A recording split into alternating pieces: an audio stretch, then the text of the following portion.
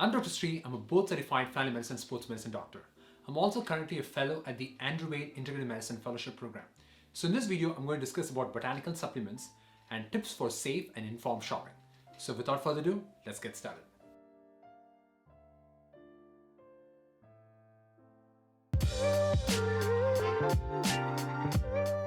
So the first question, do I even recommend botanical supplements to my patients? And the answer is yes. So some common examples include turmeric for patients with arthritis, valerian root for patients with sleep issues, lavender and kava kava for anxiety, to name a few. So let's address the first question. Are botanical supplements safe? The question that I'm going to ask is, compared to what? So my philosophy is that anytime when we prescribe a pharmaceutical or botanical supplement, we always have to look at risk versus benefit. So let's say if someone is eating healthy, exercising regularly, doing mindfulness like meditation or so forth, completely devoid of any symptoms, then there is more risk of taking a botanical supplement compared to benefits. And in a few minutes, you will understand why. However, let's say someone is taking a curcumin supplement for knee pain. And because of the supplement, they're not taking daily ibuprofen, which can be riskier on their kidneys or on their gut. Then there might be more benefits here. Another example, let us say a person is taking a valerian root and no longer needs a sleep aid medication like Ambien, which can have a lot of side effects and increased risk for dependency. Again, there are more benefits of botanical supplement than risk here. So most people think that dietary supplements are safe, whereas pharmaceuticals are unsafe and they have a lot of side effects. We cannot generalize like that, but the answer is it might be partly true though. So when you look at the CDC website, adverse drug events cause approximately 1.3 million emergency department visits each year. About 350,000 patients each year need to be hospitalized for further treatment after emergency visits for adverse drug reactions. So people typically take more medicines as they age, and the risk of adverse events may increase as more people take more medicines. However, at the same time, dietary supplements can also cause side effects. So this is a study from New England Journal of Medicine that showed that around 23,000 ER visits were attributed to dietary supplement side effects. And most of the side effects in this study were attributable to the weight loss supplements, or it could be due to the choking issues that comes from these supplements in older adults. But let's address the main issue that comes with the botanical supplements. So many of the botanical supplements that come in the industry are based on traditional medicine practices that have been passed down through generations. So for example, when I was growing up in India, whenever we have a common cold, my grandmother would make a decoction, also called as kashayam in Tamil language. So the kashayam would be made up of dried ginger, turmeric, honey, and milk. So when we have the kashayam, we feel better quickly. But the question is that, is it really true that kashayam is the one that made me better? And the answer is, we don't know. But when you look at more like an observation, looking at all the families that have kashayam, people always say that once we have the kashayam or the decoction from the herbal tea, it makes us feel better. Have we done a randomized control trial where we have taken two groups and compared, saying that okay, one is getting the decoction, the other is not getting the decoction, and see a time for improvement? Obviously, we have not done those studies like that.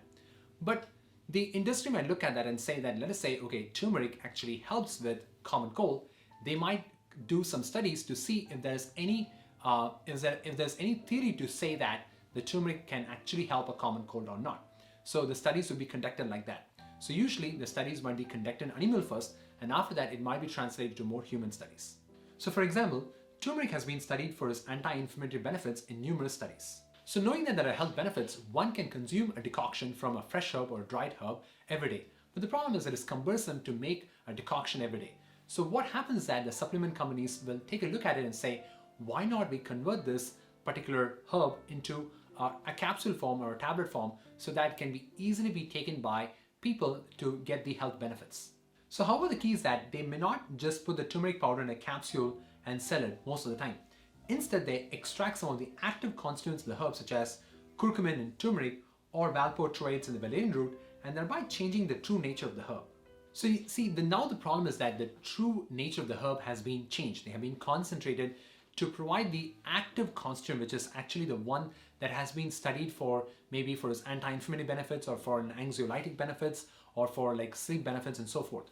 So when the true nature of the herb has been changed, our ancestors cannot come and tell us that whether it's safe because they have not been consuming these botanical supplements for quite a long time. But the supplement company will provide its safety and efficacy to actually to actually make us convinced that this particular supplement is safe to consume for a long periods of time. So for example, when you look at this research paper, it shows the effects of a supplement called as the terrakurkumin on knee arthritis symptoms and demonstrates its efficacy and safety. However, again, this has not been studied for long periods of time, so we don't know what can happen if one takes this botanical supplement for quite a long time. So one key thing to understand here is that even pharmaceuticals, only some of the pharmaceuticals has been studied for long periods of time. Some of the newer pharmaceuticals, they have not been studied, which is why sometimes are very reluctant to prescribe newer medications compared to older medications. Even though the new medications might come with a lot of efficacy profile, still I would be more comfortable with an older medication that has been stayed in the market for quite a long time. And I know that, okay, people have taken this for like many years and haven't had a lot of side effects from the medicine or haven't had any kind of long-term side effects from the medicine. But anyway, so when we look at terrakurkumin, for an example, so is that terrakurkumin, is that similar to the other turmeric supplements that is found in the market? And the answer is no. There is a high availability of supplements within each company, so it's very hard to generalize that all turmeric supplements or all valerian root supplements are the same. So the next big problem that we face is that the dietary supplements, which includes the botanical supplements, they're not approved by FDA, but they're monitored by it. So what this means is that you and I can start a supplement company, release a product in the market, make a lots of money, and let's say if someone complains about our supplement, that is when we get into trouble. And let's say if someone complains about our supplement, then we have to prove that it's still a reputable supplement, and we have to show evidence for that. So as far as we know, most of the side effects that we encounter due to the botanical supplements are not usually due to the herbs, but rather due to adulteration such as heavy metals and pesticides. So let's think about this. So imagine that you're taking a green tea supplement that comes from a farm that uses pesticides. Let's say they have a lot of exposure to heavy metals, and now the green tea leaves are finely powdered, and now you take that supplement. Think about how much damage that you're causing to your health by taking a supplement that you think is going to promote health, but rather contains a lot of heavy metals and pesticides that might damaging your health. So if that is the case, why do I still tell my patients to consider supplements? And the reason is that if a supplement is safe and can replace a pharmaceutical, it is definitely worth considering. So the good thing is that there are many reputable supplement companies that prioritize safety, and they undergo rigorous testing to ensure their products are safe. So I want to make it very clear that I do not have any tie-ups with any supplement companies. The purpose of this video is to educate you so that you can stay informed and stay safe. In return, I'm going to ask you a small favor. If you find this video really helpful, can you please make sure to hit the like button and post some appreciated comments in the comment box below. This will really help out my channel, so this way I can keep giving you free content like this. So next question is how to shop safely. So the biggest advice I'll give you is to see a provider who has experience with botanical supplements. So most of the providers who are trained in integrated medicine, just like myself, have good experience with this, and they might know one or two supplement companies that they trust, and they can provide you guidance on this. But let us say you don't have assistance. How can you make sure that you buy a good supplement? So first you need to understand how to read a botanical supplement label. So herbs should not make claims that they can help or prevent a particular disease. They can have general claims such as supporting blood sugar control or nervous symptoms or memory. There should also be a disclaimer stating that the FDA has not evaluated these claims. So the supplement should mention the common name or the Latin name. For example, turmeric is a common name, but the Latin name is curcuma longa. The amount in milligrams of each herb must be listed unless the herb are grouped as a proprietary blend. In that case, only the total amount of the blend needs to be listed. So let's take a look at the example of the Gaia supplement Vitex Peri, which is used for hormonal health in females. The herb is listed as 1000 mg and the serving size is 2 capsules. However, when we look at another supplement from the same company, Turmeric Supreme, this is a combination of 2 herbs, turmeric and black pepper, and here only the total amount of the blend will be listed. So if a product is chemically standardized, which means that the herb has been altered to concentrate a certain chemical, then that has to be listed in the supplement label.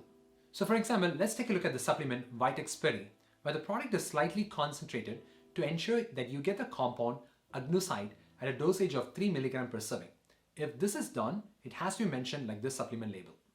So now the next question is that how do we know that a particular supplement is safe? So basically, how do you prove that whatever you have said, like let's say if the supplement company says they are free of heavy metals, pesticides, or let us say they say that this particular supplement has this much amount of turmeric and stuff, how can they convince us to make sure that the supplement is safe?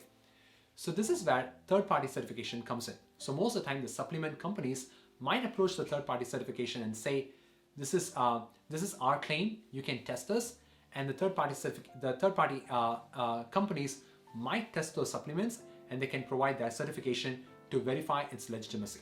So look for certifications like NSF, USP, or Consumer Lab. So there are also other third-party certifications available. So if you do come across any other different third-party certification, make sure that you research it. However, not all companies will do a third-party certification. Sometimes they might do their own checks in order to prove that supplement is safe and efficacious. So for example, Gaia Supplement Company has a program called as Meet Your Own Herbs, where they conduct their own checks to ensure safety and potency. In addition, the botanicals are supposed to be stored in a cool and dry place. So whenever you are approaching a different vendor other than the supplement company itself, make sure that the botanical supplements are stored properly. So to sum up, if researched properly, botanical supplements can definitely play a role in our health.